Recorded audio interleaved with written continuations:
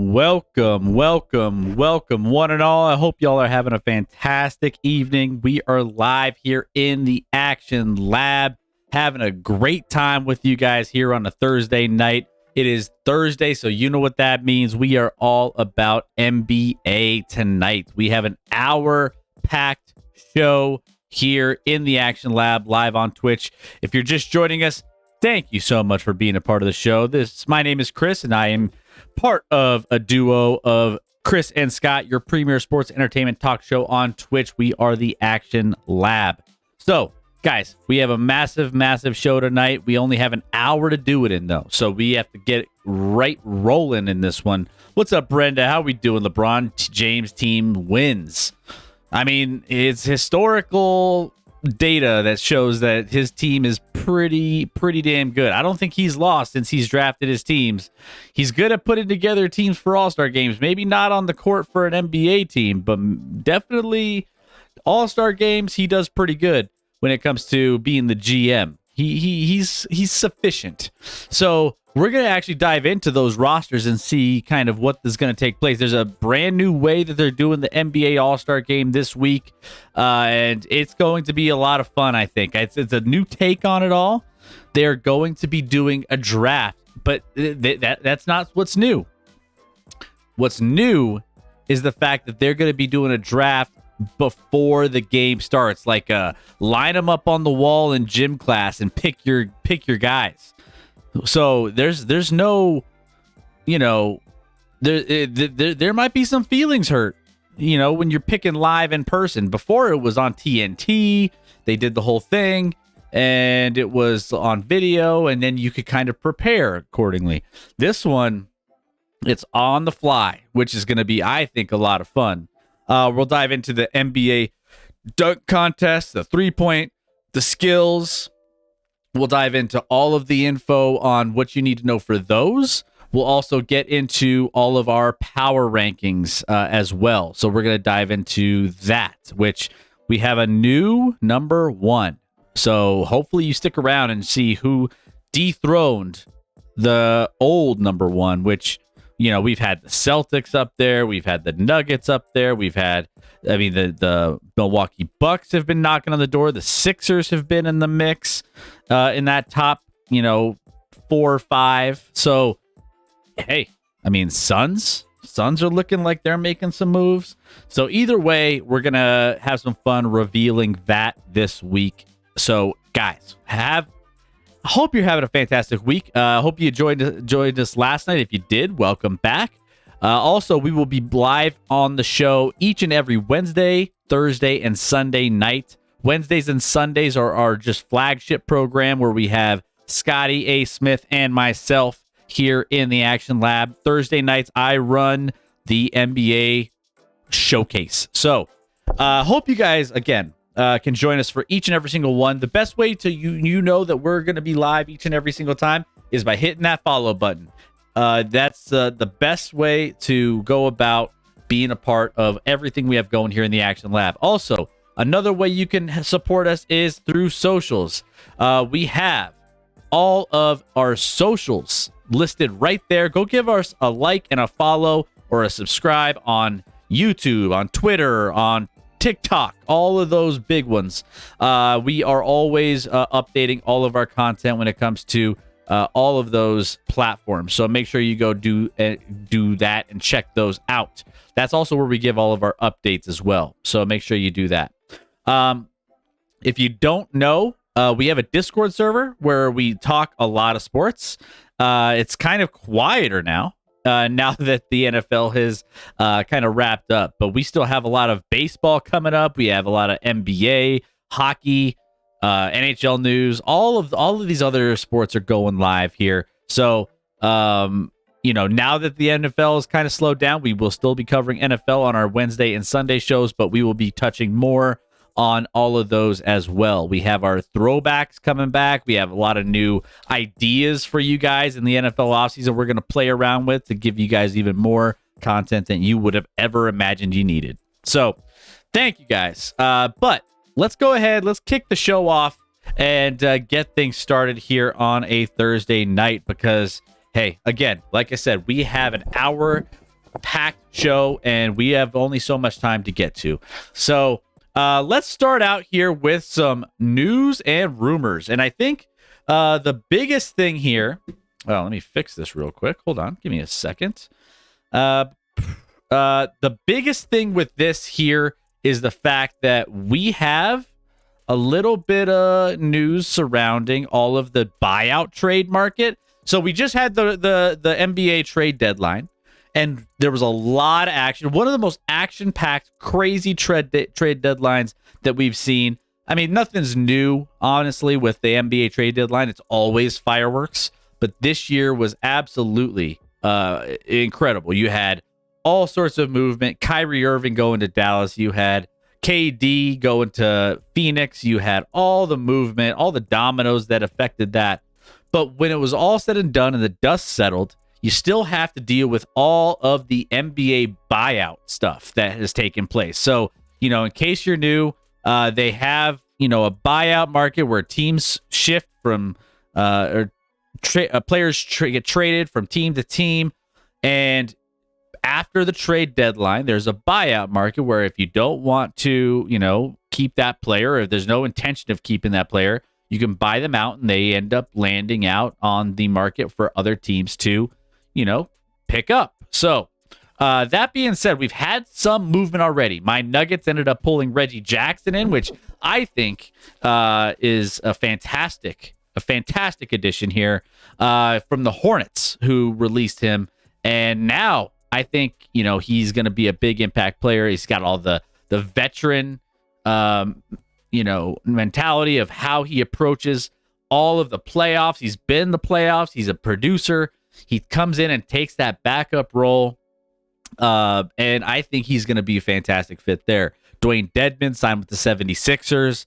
I think that they're getting a little bit more depth behind Joel Embiid. So I think that, there's a little bit of, he's not going to be playing massive minutes by any means, but he still gives them a chance to, have some depth and give Joel Embiid a little bit of time to, sit on the bench and rest up during games. Also, Terrence Ross is going to sign with the Phoenix Suns. Suns trying to do what they can to bolster their depth.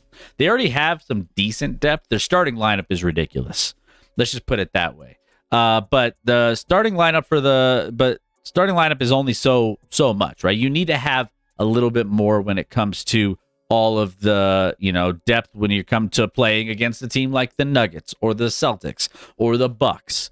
So, it's going to be important for that depth when you get Terrence Ross, who has been producer, with the Magic. He's coming out of a team where he's scoring, 12.7 points per game, making 35% of his three-pointer. He's doing the right things, and he's always kind of been an under-the-radar producer that no one really thinks about. But when you have him on your fantasy squad, or if you have him on daily fantasy, he's always kind of that guy that just flies under the radar. Danny Green going to sign with the Cleveland Cavaliers. By the way, Cleveland Cavaliers are going to be saying goodbye to Kevin Love, who you see on the screen here. What's up? How we doing? Cuban, what's going on with you? NBA and MLB have the best trade deadlines. I would say MLB is caught up. MLB is caught up for sure. They never used to really have as many, impact kind of trades. But the MLB trade deadline has really, I think the NFL has stepped up in their trade deadline. I think, we've seen the last couple years where that's been pretty insane. So, yeah, there's a lot of good things happening there. For teams to decide to participate, cough, Rockies. Rockies. Yeah, I know. I'm with you. As a Rockies fan, I'm with you. They're Cube. But yeah, so other news, other signings. You had Justin Holiday signing with the Mavs. They're doing everything they can to kind of bolster that roster, and it's still kind of a trash roster, but it is what it is. Completed buyouts. You also have Stanley Johnson and Patrick Beverley, who Patrick Beverley was traded from the Lakers to the Magic. Magic are, completed a buyout. So, now it's kind of figuring out what's going to happen next. And then you have pending buyouts. So this is where you get the Russell Westbrooks, the Kevin Loves, the John Walls, who, by the way, talked all that shit on the Rockets right before he gets traded back to the Rockets. How brutal is that? He's just, that's just karma, right? Now you get to go back to the team that you said, and then yeah, they'll waive him, and they plan to waive him, and he'll go somewhere else. But you can't call an organization trash. Spam the trash emotes. You can't go tell an organization that they're trash and then expect them to want to play you by any means. So he's done there. Will Barton. Washington Wizards are working on a buy Will Barton out of his contract here. He has 11 did not plays in 54 games. I know Cuban, your boy, Will Barton. But it's going to be curious to see where he ends up going. Serge Ibaka is on that market. Russell Westbrook. So, there's a lot of players that could be interested in Russell Westbrook too. I've heard interest from the Clippers. The Bulls have reportedly expressed interest in the former league MVP. So I mean, I think that there are some options for a lot of these players, and there's going to be those teams that are kind of jockeying for position for postseason that are going to end up, saying, all right, here's what we need to compete against some of the other competition that's going to be happening later on in the playoffs. So a lot of interesting spots and a lot of interesting players and where we see they're going to land. But either way, there you go, Cube. Throwing out that trash emote. So let me know, guys, what you think about what you are kind of, anticipating when it comes to some of these. But really surprised me about Thrill. I guess just didn't fit the roster. Yeah, I don't know. Part of me is like, I don't know if it was the fit, because I mean, he's got utility. He could put the ball in the basket. It's just the consistency, I think. And I don't know. I mean, he's consistent enough to be a decent contributor on that roster. I want to say there might be some like things behind the scenes that he didn't mesh well with maybe the coach, or maybe there was some disgruntled aspects of how he was carrying himself, or how they were treating him, or how they wanted to fit him into the rotation. Either way, it didn't fit. And it's crazy to think that, a guy, I mean, again, he helped carry, along with Nikola Jokic, a playoff run. And was he a little inconsistent? Sure. But was he a guy that you could kind of have there to be a part of the rotation and kind of get some of that production? Yeah, you could have him there. That was his hometown team. Yeah. Oof. And that's what makes it worse, right, Cube? Like it makes it that much worse when you're like, man, I gotta go home. I get to enjoy playing for these guys. I get to be close to family and friends. Nope, not today. But so there you go. So that's kind of the big news, rumors, like things that have kind of been going on with the latest in the NBA on a player movement. Now we are approaching the trade deadline. I mean, not the trade, the All-Star game this weekend. So All-Star festivities kick off, and that's going to be a lot of fun.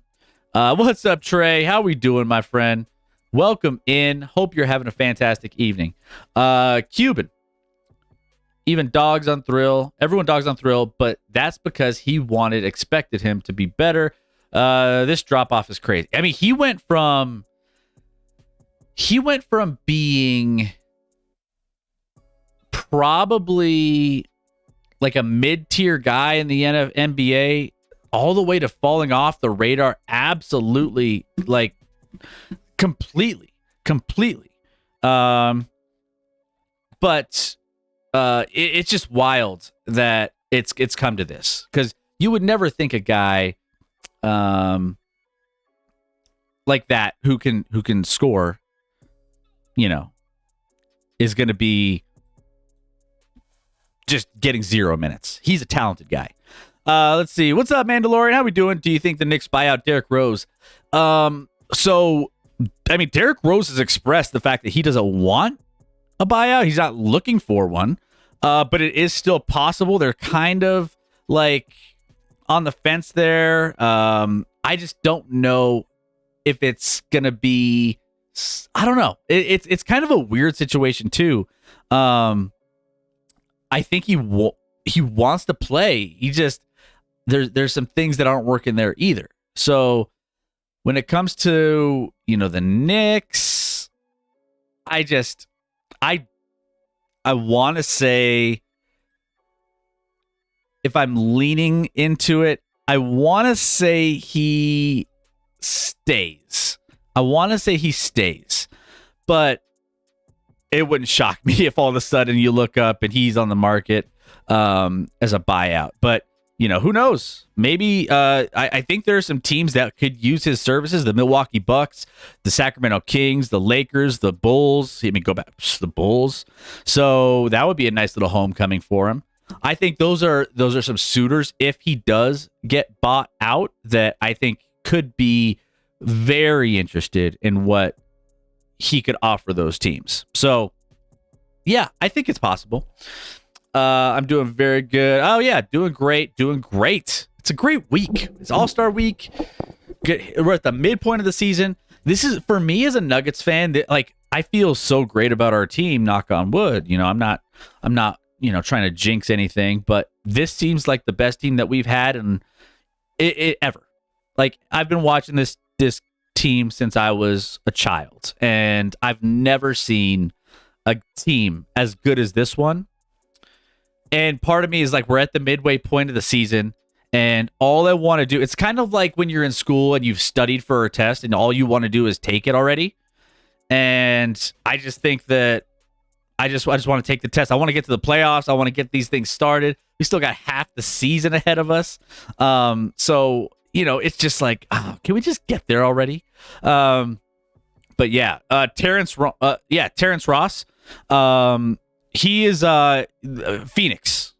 Phoenix are going to most likely sign him. It's reported that the Phoenix Suns are going to be in the Terrence Ross business this time around. And I think, with him, again, going to Phoenix, they traded away some guys. I think he can offer some, depth to what they have going on. He's not going to get a ton of playing time, but I think he's going to have some depth there, especially for a team that, going into the playoffs could maybe potentially, lean on him to get some. He's always been an underrated scorer in the NBA.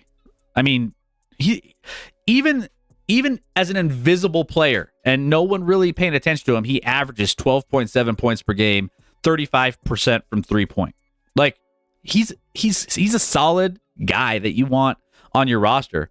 Amanda Laurie, I love basketball more than football. You and me both. So, I think some of you know this based off of, watching our streams. We cover a lot of NFL, and I love NFL. But my first love has always been basketball. I've been going to Nuggets games since I was like a child. And honestly, basketball is by far, I mean, I collected basketball cards when I was a kid. I got into NBA, fantasy before I got into NFL fantasy football. Like, NBA fantasy basketball was kind of my thing. So I've always had a love for the NBA, and it's always been a fun thing for me to cover. And again, this is why we're doing this 1 hour show each and every single Thursday, because I can't get enough of talking NBA. So it's good to have you guys who love talking NBA. If you know other people who love talking hoops, go ahead, share the stream, get them in here, because we want to have more people joining each and every single Thursday night for our hour NBA showcase. So, but yeah, this is your spot. If you're a big NBA people, this is you're right in the right spot. By the way, we got the Milwaukee Bucks, who, by the way, Giannis tonight. Giannis got knocked out of the game with a sprained wrist. There's no issues there. They're up 109-87 on Chicago, taking care of business. Minnesota up on Washington 87-76. And then we have the showcase tonight, Phoenix and LA going after it in Phoenix.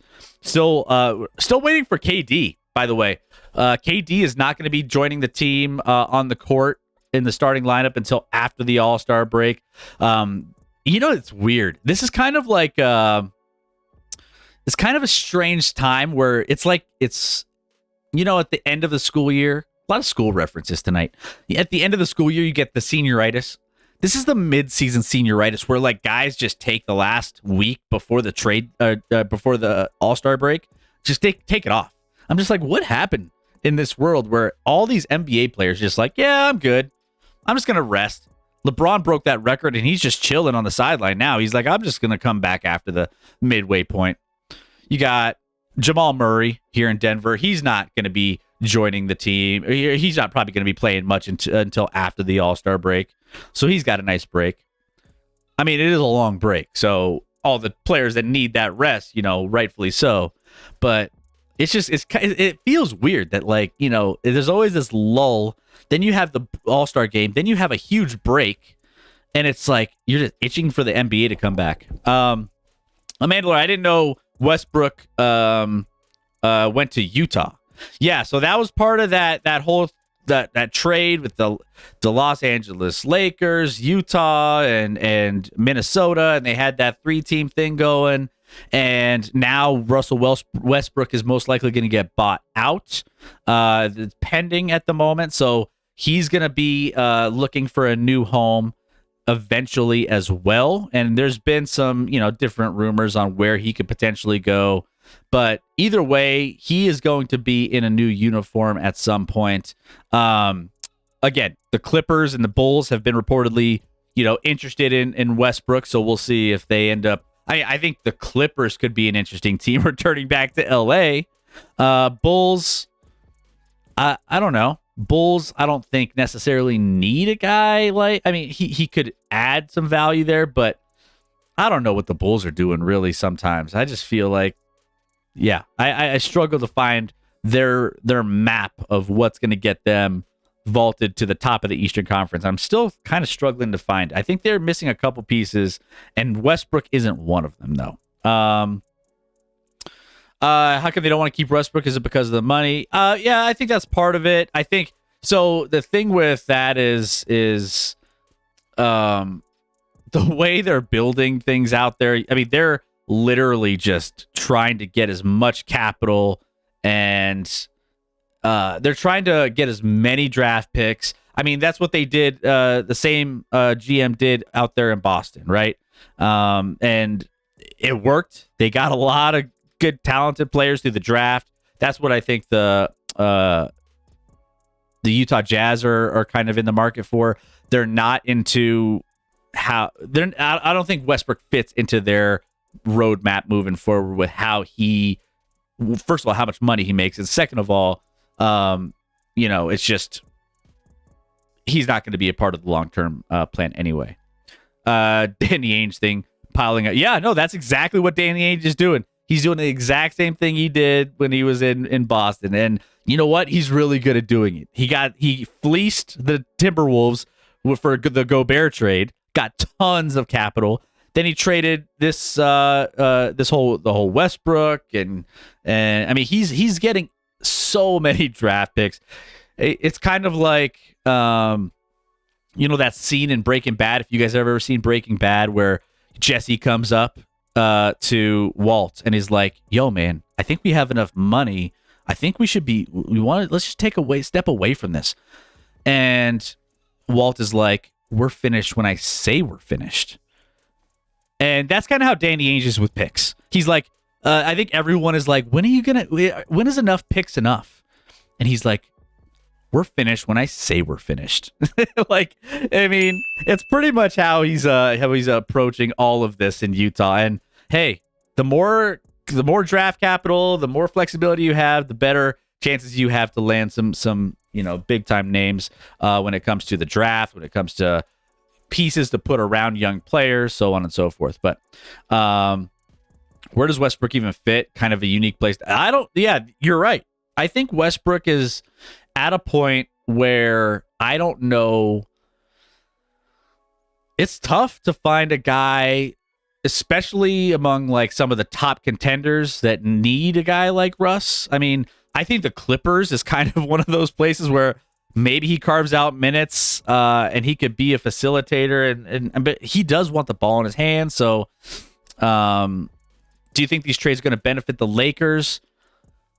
I think the Lakers have gotten better over the course of the trade deadline. I think their roster is a little bit better. I think that they've been able to accumulate enough depth. Now, does that mean that they are going to be just burning down the doors of the Western Conference? No, I don't. But I do like the fact, I like D'Angelo Russell, better fit than Westbrook in that starting lineup. Malik Beasley provides some nice shooting, and he's not as good on defense as he used to be, but he still provides a little bit there. Jared Vanderbilt's a nice piece to go alongside Anthony Davis.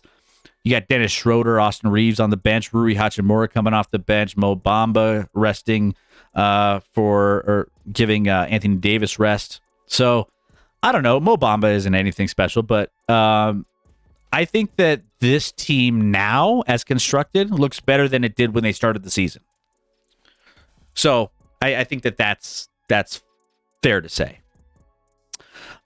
But yeah, either way, I mean, looking at, I was going to take a look.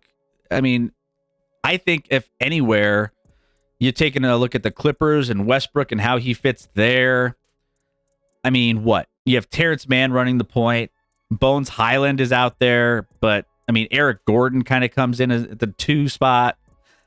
I don't know. I mean, you just traded for Bones. It's just a weird. Where does he fit there? I don't know. Golden State Warriors have a horrible away record, 7. I mean, the Golden State Warriors are absolutely abysmal to watch when they don't have Steph Curry on the court. Like they're a tough team to watch. They're not a fun team when you don't have all your guys healthy, especially your key all-star, superstar, Steph Curry. So, I mean, Golden State sitting at 500 right now, 3.5 games back of Sacramento. The good thing, I mean, look at that division, though. The Pacific standings. You got Sacramento at the top, which now that Phoenix made that trade, Phoenix is going to be probably taking over there. They're only a game back, and they're playing good ball without Kevin Durant. The Clippers are going to be on the upswing as they get a little bit more, rhythm together on the court when Paul George and Kawhi Leonard end up playing a little bit more minutes together, because let's face it, they haven't done a lot of that in the beginning half of the season.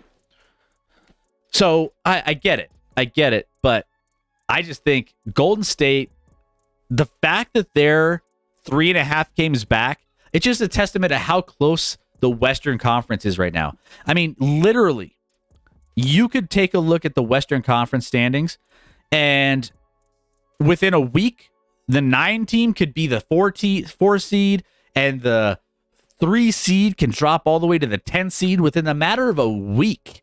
I mean, we've seen that already. We saw the New Orleans Pelicans go from 3rd in the Western Conference, and they were down to 13th at one point, and then they've won a couple games. Now they're back up to 8th.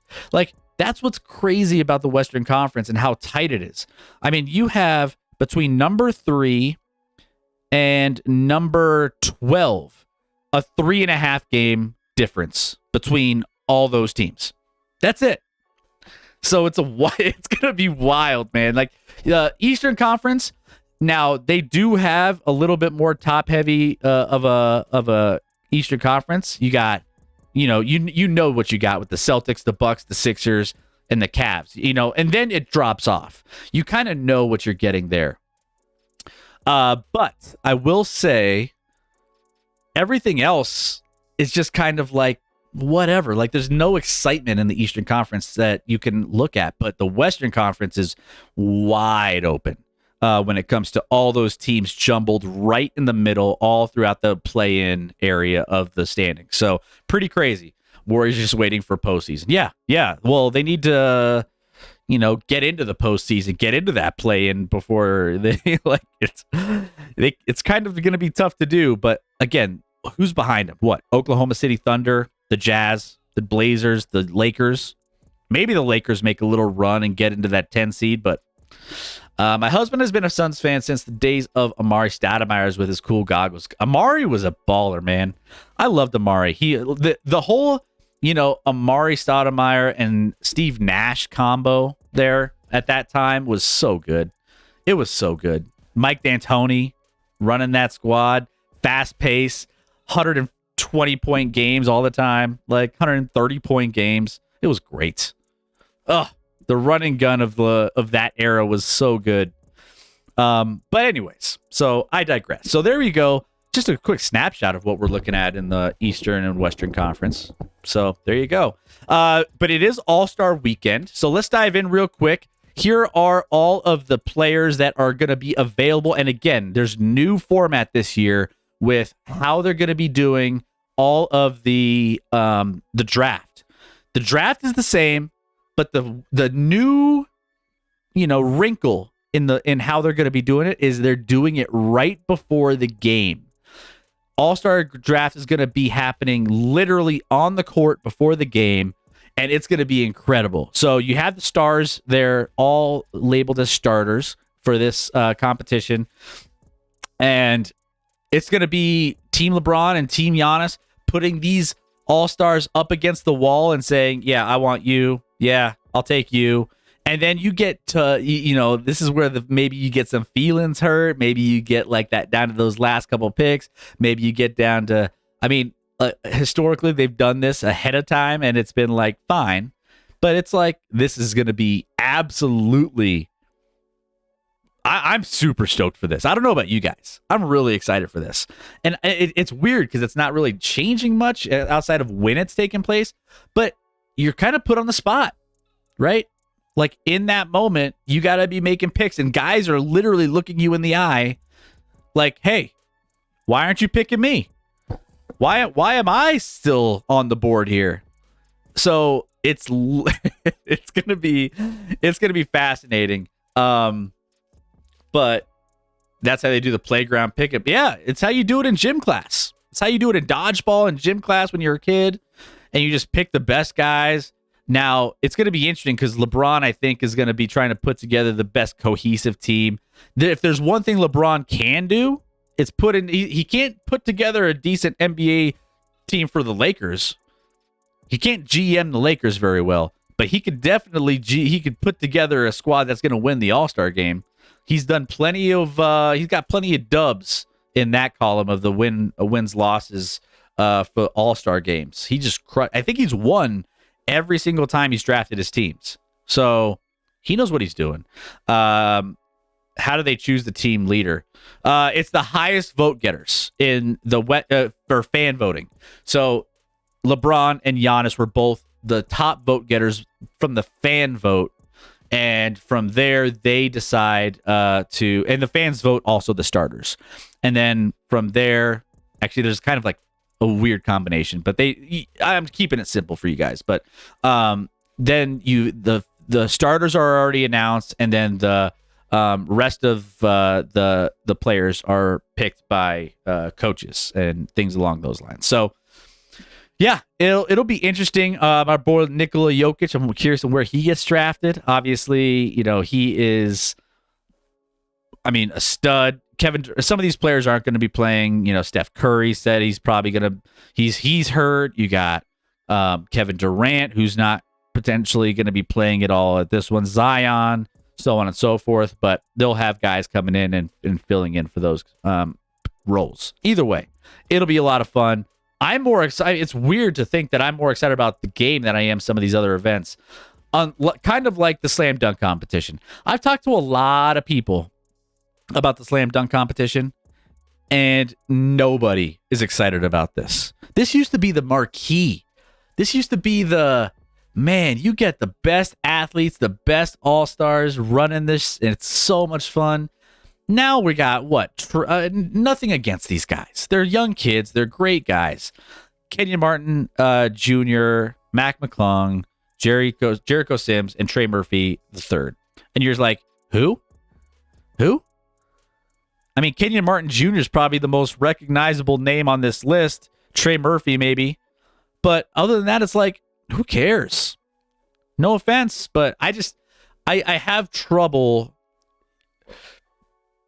trying to find the time to watch a bunch of no names in the NBA, a bunch of young kids. Again, all due respect. It's kind of like all due respect, and then you say something really shitty about that person. Yeah, it's kind of one of those things. It's gonna be whack. You're right, Mandalorian. Dunk contest lost its glory. You're right, Cuban. It's like the days of all-stars doing the dunk contest is over. You don't have that anymore. We used to have so much just fanfare, so much stardom. You had Michael Jordan, and I think part of this is the fact that LeBron James hasn't done it in a while. I think Scotty said it on the show yesterday. The fact that LeBron James hasn't done an all-star slam dunk competition is kind of ridiculous, especially when he was in his prime. He had the best opportunity to showcase his athleticism, his, I mean, he could jump out of the gym. He does dunk competitions in the layup line every single game before Lakers games, and he can't do a simple dunk contest once in his career. Get out of here, man. It's so disappointing. And I think the fact that he hasn't done it.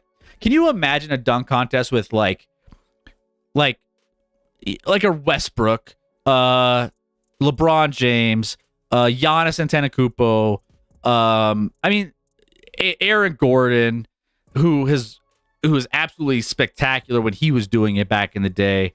All the best athletes, all the best all-stars. Can you imagine what that would look like? That would be the most watched event of the entire weekend. That would be the crown jewel. You don't have that anymore, and it's disappointing. So I got my money on Kenyon Martin Jr. I think he's going to be, I mean, he's athletic as anybody else. I think he's going to be, I mean, what else do you have to do when you're in Houston and your team is terrible? Practice dunks in practice. That's it. You don't have anything else going on. You're not winning games. You have nothing else to do down there but practice your dunks. True. Dunk contest list of players reminds me of McDonald's high school All-American game, but with young million. Yeah. And what's crazy and ironic is the fact that LeBron won the high school All-American dunk contest when he was doing that. He could do it in high school. Why can't you do it in the NBA against All-Stars? It's dumb. So there you go. Kenyon Martin Jr., my pick there.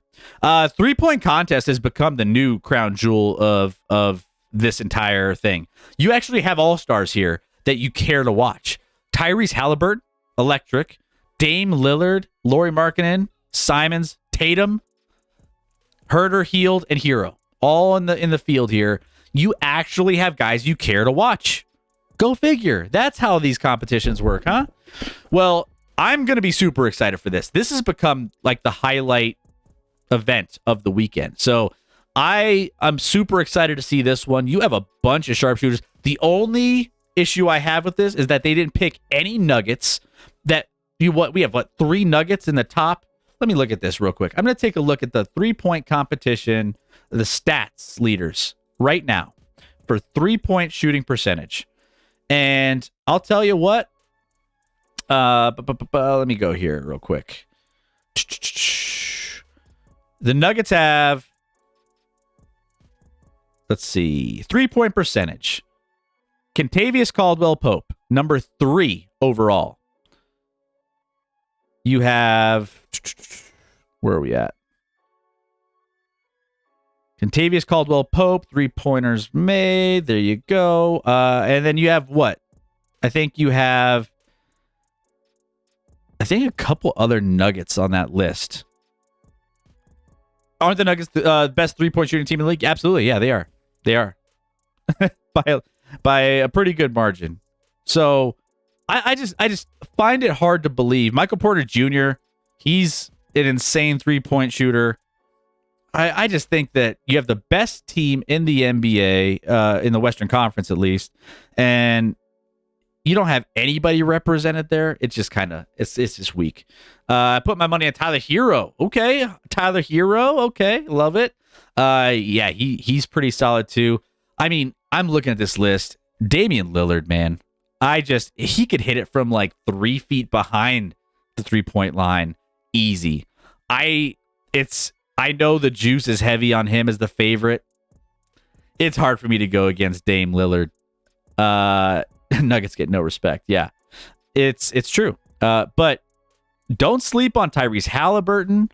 I think Halliburton can be solid, and Markkanen, he's incredible. Jason Tatum, I want him to be there, but the only thing I'm worried about Dame Lillard in this is the fact that anytime there's like a guy that you're like, oh, that's a no-brainer, somehow they overthink it, or they like, I don't know, they panic or something. That's happened a couple times to me where I'm like, oh yeah, like no shot, like Klay Thompson or whoever. But I don't know. Either way, I'm super excited. This is not the NBA related comment. I didn't know Alabama's men's basketball team was good. Oh yeah, Alabama's. I mean, they were one of my deep runs last year in the NCAA tournament. They're good again. They're well coached. They're a solid squad down there in Alabama. We're getting close to March Madness too, by the way. All right, skills competition. They have teams here that they're going to be rocking. Now, you have the Antetokounmpo brothers are on one team. You got the Jazz, Kessler, Sexton, and Clarkson on another skills team. And you have the Rooks. You got Banchero, whatever you want to say, Ivy, and Jabari Smith Jr., which, I mean, I want to the rookies. I feel like they're too cool for school. They're coming in. I feel like they might not. I want to put it all in the Antetokounmpos. I'm rooting for them. I mean, you don't get to see the brothers be on the court at the same time together because they never the other two aren't good enough to get playing time in Milwaukee. But I bet Scotty could win those NBA skills. Yeah, put me, Scotty, and Cuban Benny on a skills competition team, and no shot we would compete with some of these guys. No shot. It wouldn't be even a competition. Just throw us on there. I think we would rock and roll with that. This is going to be it's probably not going to be a watchable event. This is, it's fine, but I mean, this is down there with probably the dunk contest. And dunk contest is just slightly above this. I mean, I used to like this back when we had, decent point guards in Denver, and we didn't never have any representation in the All-Star game, but we got like guys in the skills competition. That was the only thing we ever got guys into back when I was a kid, and that was the only the players they pulled. And we had like Earl Boykins do it one year. We had, it was weird. Like, they just like, hey, let's throw the Nuggets a bone here. And so that's kind of why I liked it back in the day. But now it's like, nah, whatever. It's fine. So there you go. That's what we have for the NBA All-Star festivities. The Antonio McDyess Denver Nuggets days. Antonio McDyess. You had LaFonso Ellis, the Rodney Rogers. There's a new documentary with Mahmoud Abdul-Rauf coming out, which I can't wait to check out, by the way, where, the whole thing where he wasn't standing for the national anthem. Kind of like someone said yesterday on the thing, it was a Kaepernick of his time. Yeah, kind of. But he could shoot the ball lights out. No, those Denver Nuggets teams back, I used to go to those games, and they were so much fun. Those were the days where you could buy a Nuggets ticket at McNichols Arena. You could buy them way up top and then literally just sit practically courtside because they didn't care where you sat. The team was it was so bad that they didn't care. They didn't care what you did. But yeah, those were the good old days. I have an Antonio McDyess jersey still. I have McDyess jersey. I have I think I might have a Jalen Rose jersey. I have a few. I have a bunch of retro jerseys. But there you go. All-Star Weekend is upon us. So can't wait to talk a little bit more about that next week when we kind of recap everything and prepare ourselves for everything to come in the second half of the NBA season. But let's dive into our top power rankings of the week because we are getting to the end of the show and we got to get rolling through this. Yeah, let's go ahead. Let me go ahead and pull up everything on my end here so that we have all of this set. Didn't Dan Issel used to coach the Nuggets? Yeah, Dan Issel coached them. Yeah, we had a handful of coaches from old Nuggets days, but yeah, Dan Issel was a big time. He's a big time name here in Denver for sure. Love some Dan Issel. He's still he pops around on the radio shows here locally too. He gets in the mix a little bit, but yeah. So let me see. All right. Pull this up and then we'll dive into our power rankings of the week. Okay.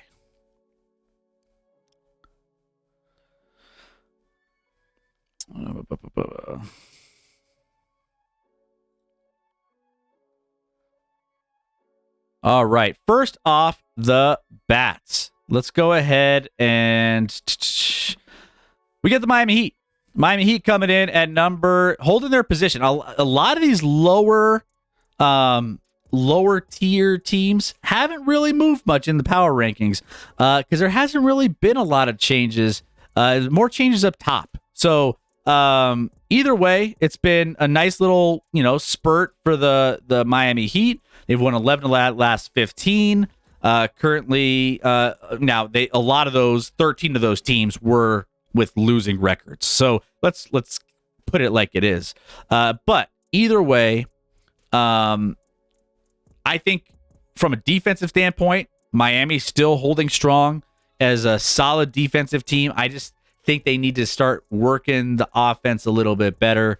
And I just think that also the fact that the Kevin Durant trade happened creates an opportunity for the Heat to move up in the standings.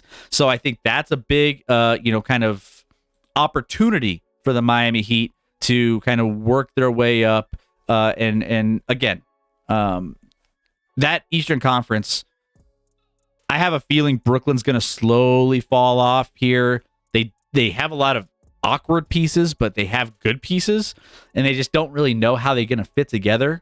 I think Miami can put that together. I think the New York Knicks are they're a half game ahead of Miami at this point, but the New York Knicks are just so Jekyll and Hyde on a 3-game winning streak. But I still think Miami is the better team. If I had to pick right now in a series, Miami would probably win that series against New York. I have them slightly ahead of them at this point in the power rankings.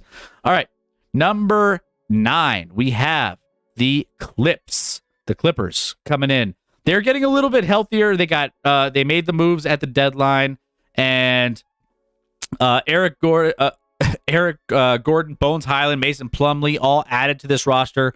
I like what they did with getting some of these pieces. I think their depth is a little bit better. I think they shouldn't worry about making any moves for anybody else right now, especially a Westbrook, who I think they're linked to with some rumors and things. So it's going to be one of those.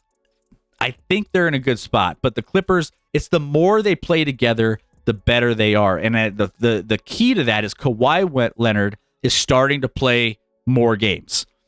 When you have Kawhi Leonard playing games with Paul George and they're starting to get that chemistry with this team, that's when the Clippers start becoming a little bit scarier.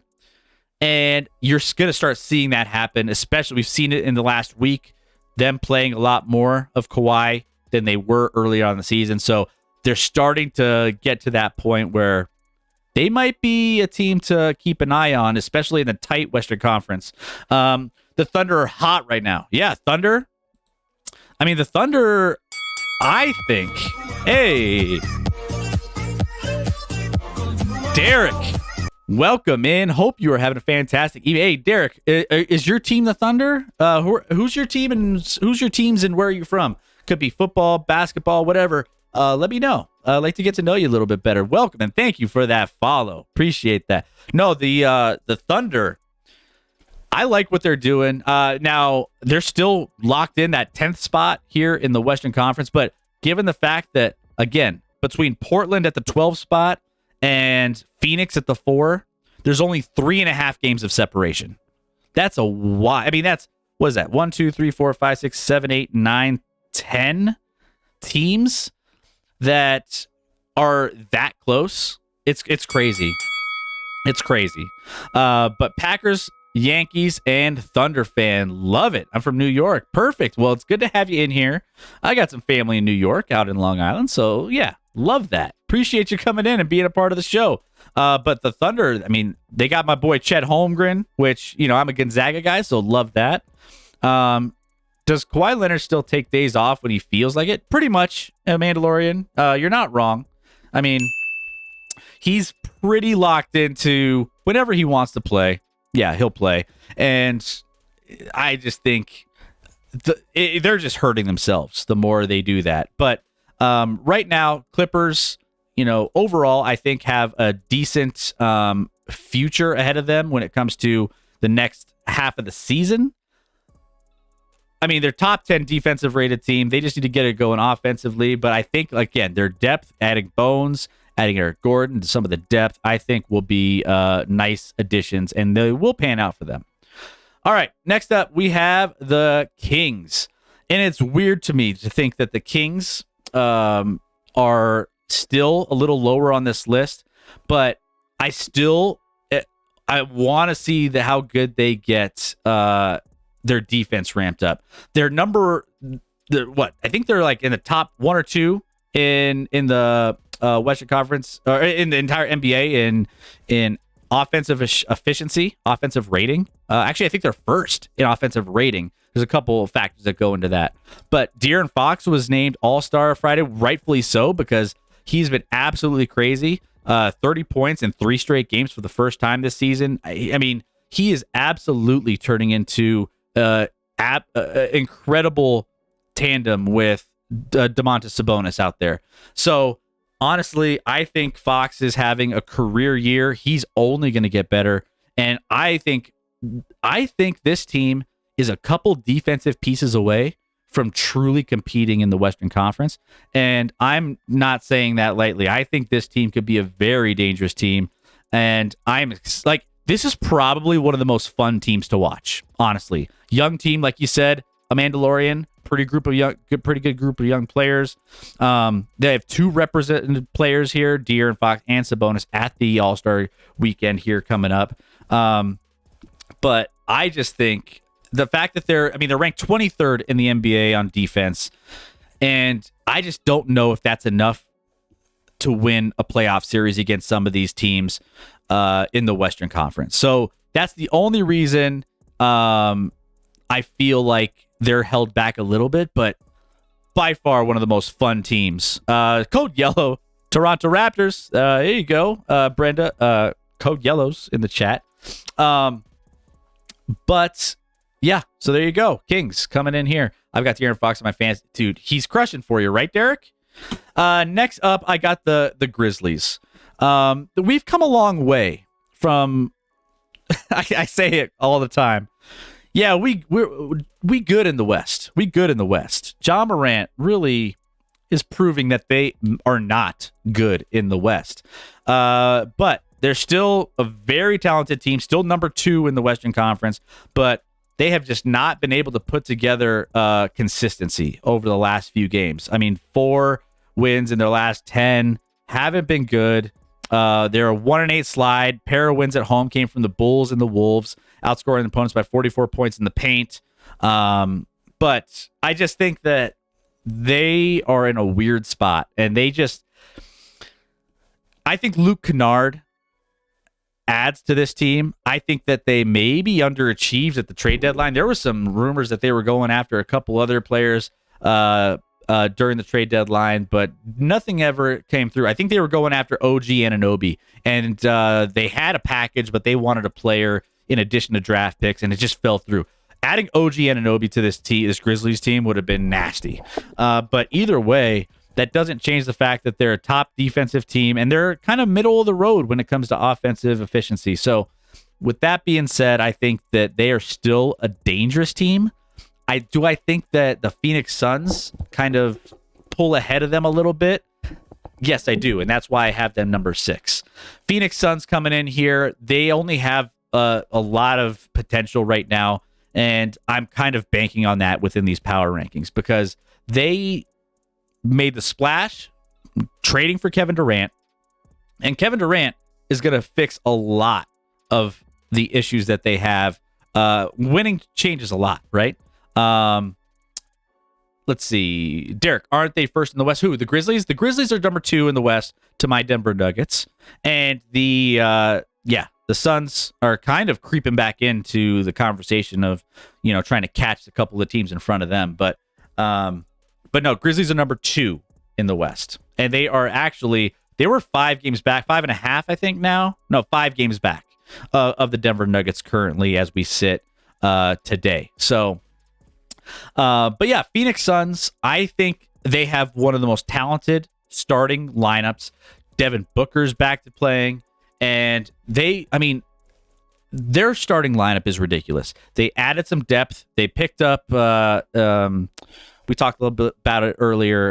The kid from Orlando. So, I'm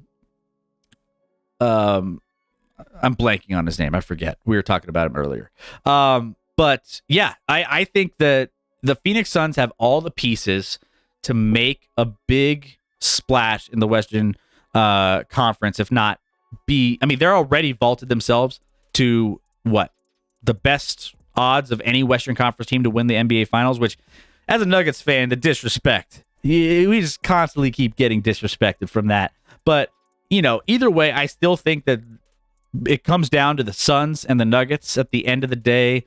And with the fact that you were able to keep as many players and get Kevin Durant, you were able to keep DeAndre Ayton. I mean, they did lose Mikal Bridges, which was that was such a big, from a cultural standpoint, from a production standpoint. I didn't love the fact they had to get rid of him, but it's Kevin Durant, right? So I think he is going to be elevating this team. They struggle right now, ranked 18th in offensive rating in the NBA. That's going to improve. And they're already a good defensive team, ranking 7th in defensive rating in the NBA, according to NBA's metrics here. So, I mean, realistically, they have all the pieces they need to climb in this Western Conference. I'm looking at the standings here, and they're 9 games back of the Nuggets, but they're only 1 game back behind Sacramento and 4 games behind Memphis. And I think they catch both of those teams. All right. Next up, Cavs.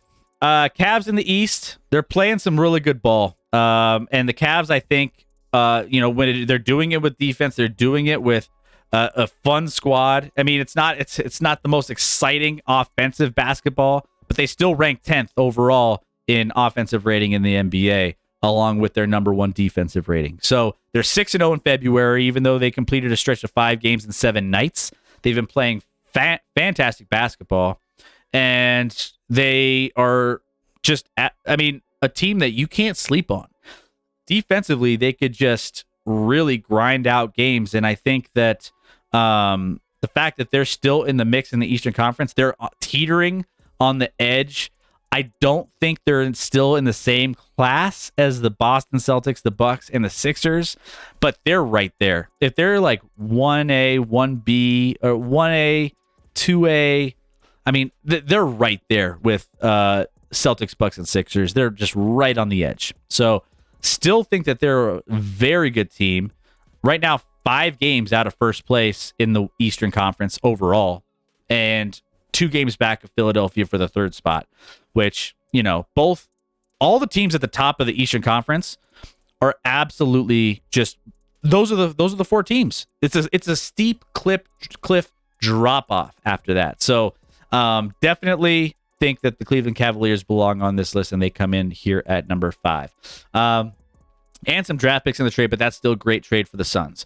Yeah, I think so too. I think the Suns, anytime you're able to pull Kevin Durant to a squad that's already loaded with talent, especially Chris Paul, who doesn't need to necessarily be any kind of major contributor offensively. He could just distribute and be himself and kind of control the game with how he usually does, which is kind of annoying how he does it sometimes. I've played against Chris Paul plenty of times where he has his little things that he does that just really, the flops, the little things. He knows what he's doing, but he's smart at it. You add that with a lot of a talented roster with Ayton and KD and Booker, and you just have a fantastic lineup there.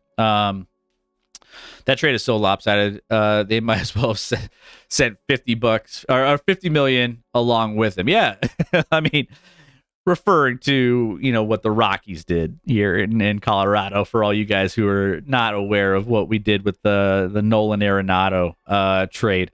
I still wish he came home, but it is what it is. Yeah, agreed. 76ers here coming in at this spot here. They're winners of 4 straight, and they're won 7 of the last 10. They're clicking at the right time. And here's the thing. I've been saying this about the 76ers. As long as James Harden is playing like James Harden, this team is one of the most dangerous teams in the East, and they can potentially get to the point where they can compete for an Eastern Conference championship.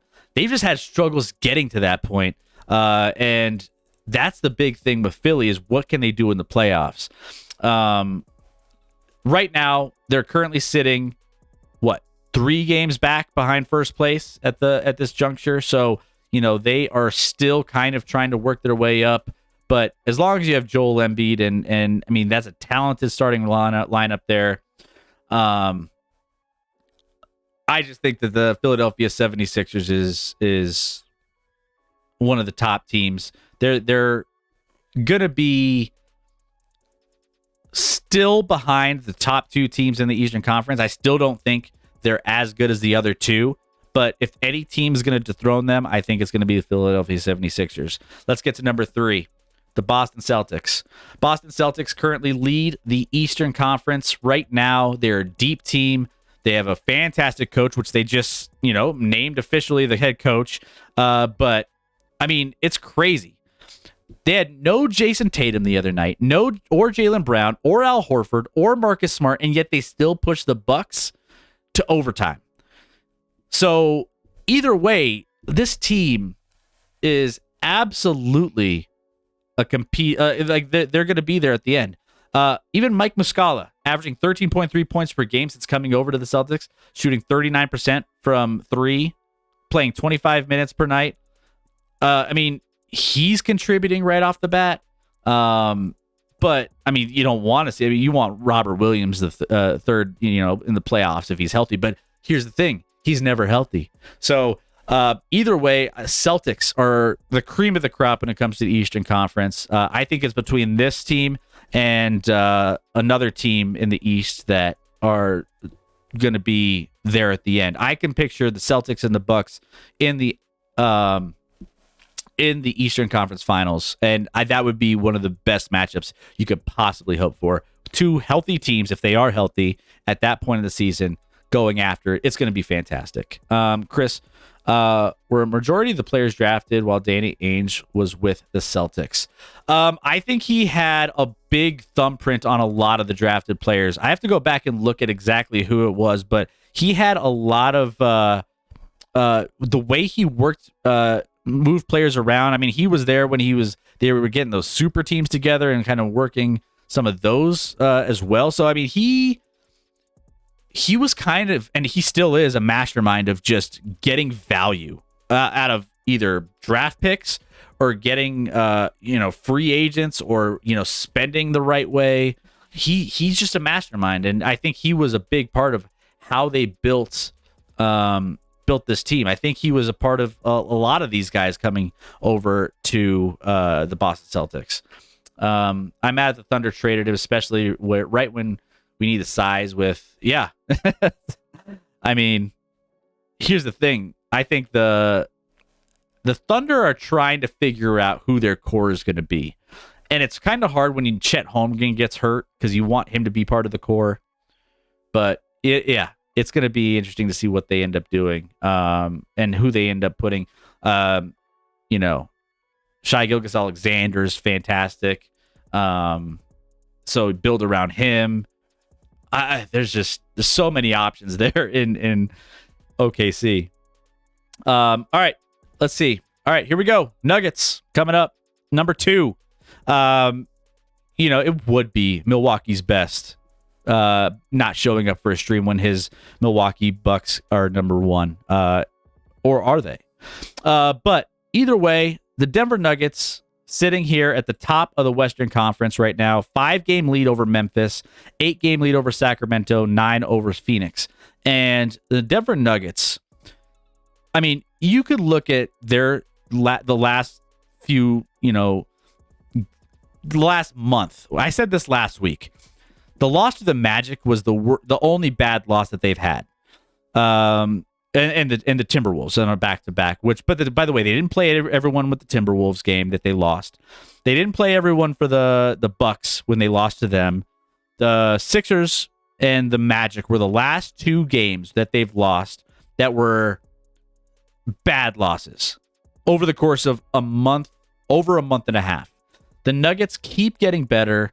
They are the most cohesive team. You can't guard everybody on the court. And let's just say you have some guys like Michael Porter Jr. coming around. The fact that Cuban in the chat is getting excited about Michael Porter Jr. should scare people. I'm a little worried about Jamal Murray. He's kind of taken some time off before the All-Star break. He's going to come back after.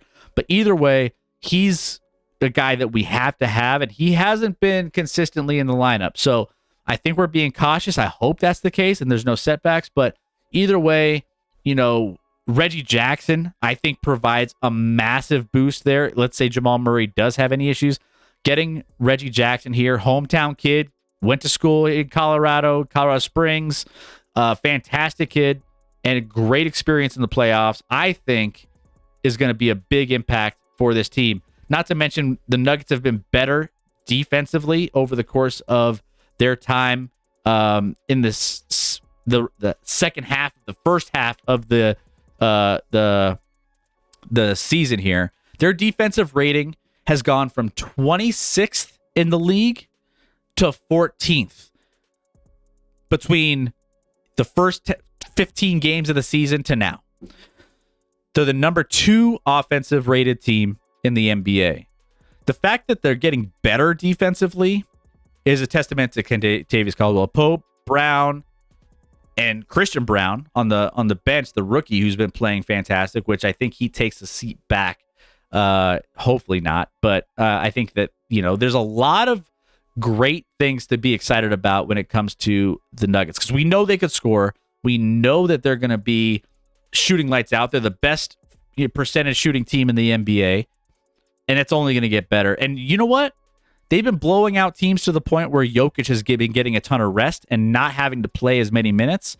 It's just fantastic. So I think the Denver Nuggets are, I could easily have them as the number 1 team in the NBA. Hopefully Jamal is just getting healthy. A little mad at Malone said he would keep him on a pitch count, but always kept him in late games.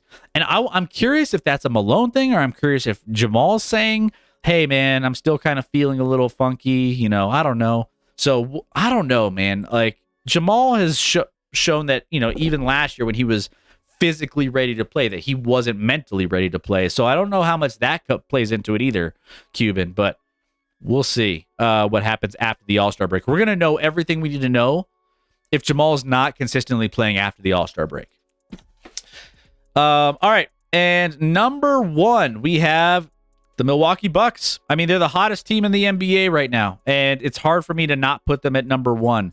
They just got Jay Crowder, who's going to improve their defense and make them a team that could help out. He's not going to be available till after the All-Star break, but they've won 11 going on 12. What's the score tonight? Did they already win? Let me double check. They already won tonight. So yeah, they are absolutely just cruising at this very juncture. They've won 12 straight, and they've been doing it in dominating fashion. So realistically, I think the Milwaukee Bucks are playing the best basketball in the NBA with Chris Middleton, Drew Holiday, and Giannis all playing together all at the same time. Plus, they have, I love a lot of the pieces that they put together over the course of the offseason. Brook Lopez is having one of the best years that he's put together consistently. And then you also have just grindy players like Grayson Allen, Joe Ingles, Jay Crowder coming off the bench that I think are going to be very, very interesting when it comes to that defensive mindset of playoff basketball. So Milwaukee Bucks come in here. Toronto, Brenda, I got your Toronto Raptors. They're not on this list right now. They still have some ways to go, but Toronto, they're sitting at 5th in their division. They're 10th overall, so they're playing. Oh, Brendan, sorry. They're playing good enough basketball to make the playoffs. I think they should be able to have a decent. They should be able to have a decent run there. It's just so weird to me, though. I think, and I've said this. I feel like the Toronto Raptors have the most awkward roster in the NBA. They have so many dudes that are 6'7" or 6'8" and above on this roster. It's like they're playing like big, like who's the smallest guys on this team? Malachi Flynn doesn't really play. You got Gary Trent Jr., who's 6'5", Van Vliet, who's 6 foot, and everybody else is like 6'8" and above, 6'7" and above. And I'm just like, it's just like a roster full of like power forwards and small forwards, really, realistically. I'm just like, and you know, you got Jacob Podol there, you know, centers and, you know, whatever. But it's just, it's also strange to me too that they didn't make as many trades at the trade deadline either, knowing how they've been dangling Fred Van Vliet out there for like the last 2 years.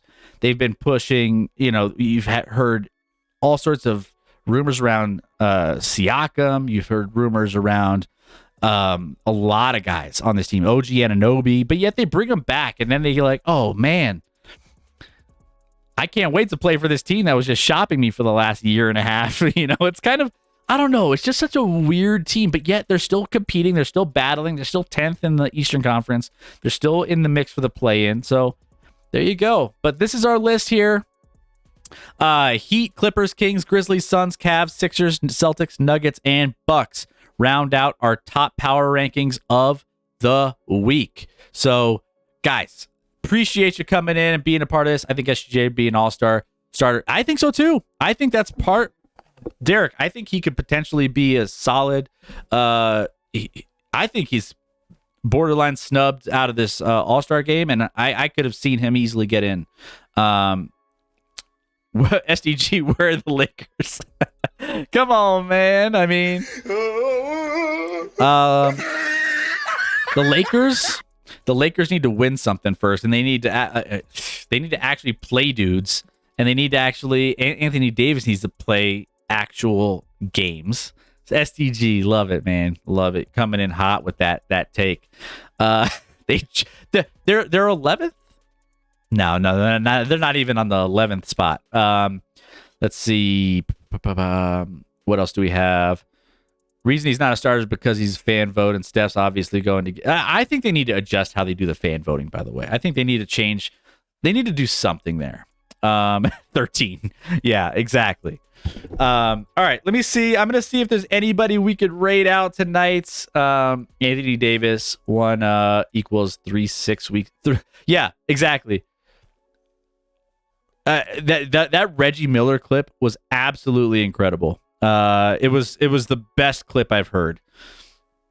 All right, so I think we're gonna send you over. Let me see.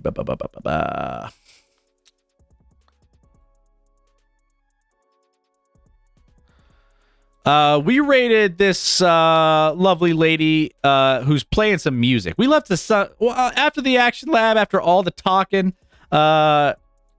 We like to, just send you off on your night with some nice vibes. Not too much sports content going on right now, but we're going to send you over to this lovely young lady, Heavenly, who does absolutely fantastic. She does some great stuff musically, talentedly,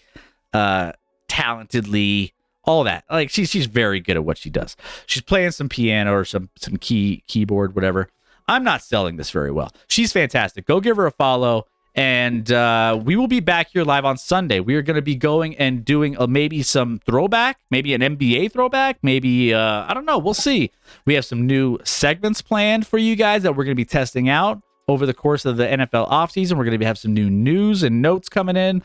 So Scotty will be joining me back in here live on the Action Lab on Sunday night. Make sure you guys hit that follow button if you have not already, and we will... it will recap a lot of the NBA All-Star Weekend probably that night. So that'll be a lot of fun on what we expected, what we saw, what we liked, what we didn't like, because there's a lot of things in there that we're that we're going to be looking for. And mostly it's going to be that NBA All-Star Draft before the NBA All-Star Game. The 3-point contest will be a lot of fun. So we'll see what ends up happening. But by the way, most awkward thing of the whole weekend is the fact that Karl Malone is part of this at all in the All-Star, the dunk contest judging. he should probably not do anything with the NBA ever again. If you have any issues of or questioning why I'm saying that, go look up Karl Malone off the court, and it's not going to be pretty. He's just a bad dude, and he shouldn't be part of this. And get the hell out of here, man. What are you doing? How did that get approved by the NBA, by the way? So I don't know. Adam Silver's kind of off his rocker on that one, but no one cares about the All-Star. I mean, the dunk contest. When you have guys like this in the dunk contest, no one cares. No one cares. The dunk contest used to be the crown jewel. It's not anymore. It's not. It's and Derek says it's either great or awful. It hasn't been great in a while. It hasn't been great in a while. So, but we'll recap it though. Real quick, last scores. Clippers up on the Phoenix Suns 28-23. Milwaukee put away the Chicago Bulls 112-100 to win their 12th straight, and Washington 114-106. Scoring used to be a lot more serious. It did. It's crazy, but let's go ahead. Let's wrap things up here. I got weird things happening all over the place. Let's go ahead. Let's get the credits rolling for you guys. And then we will get out of here. You can listen to some nice tunes the rest of the night. Get a nice vibe. Time to watch the Clippers and Suns game. That's right, Mandalorian. It'll be a lot of fun. I'm going to be turning it on here in a minute too. So last decent one was last time Aaron Gordon was robbed. Yeah. Then I was just watching that one recently. That was, Levine, I think, right? Levine ended up knocking him off in that one, but, G Girl. Oh, hey, it's all good. I'll be putting up the VOD on YouTube, and you can catch all the NBA, juiciness with the All-Star game and everything else that we thanks for popping in though. It means a lot that you jumped in. Yeah, go give some love to G Girl. She does a lot of sports content as well. She is fantastic. So I'm gonna go ahead and send you over to Heavenly. Give her a little bit of a follow, give her a little bit of love. And it was great to have all you guys new. If you guys are new, enjoy your evening. We'll be back here live Sunday talking a little bit of everything. But it's always great to have new folks coming in and talking some hoops. So I hope you enjoyed it. If I did, I hope I made your night a little bit better. Between now and Sunday, go be a better person to somebody else that, don't expect anything in return. So yeah, see you next Thursday, Mandalorian. It'll be great to have you back here next Thursday. Go be nice to somebody without expecting anything in return. And go live in the moment. Put the phone down. Enjoy the All-Star game. Enjoy some of the things around you. You guys are incredible. I couldn't do this show. Scotty and I couldn't do this show without you. We're growing our community more and more. By the way, if you're not part of our Discord, join our Discord, and then join all of our socials. Are all in the chat there. So make sure you go do those as well. Love you guys. Have a great evening, and we will see you back in here live on Sunday night. Have a great one, guys. Go give Heavenly some love.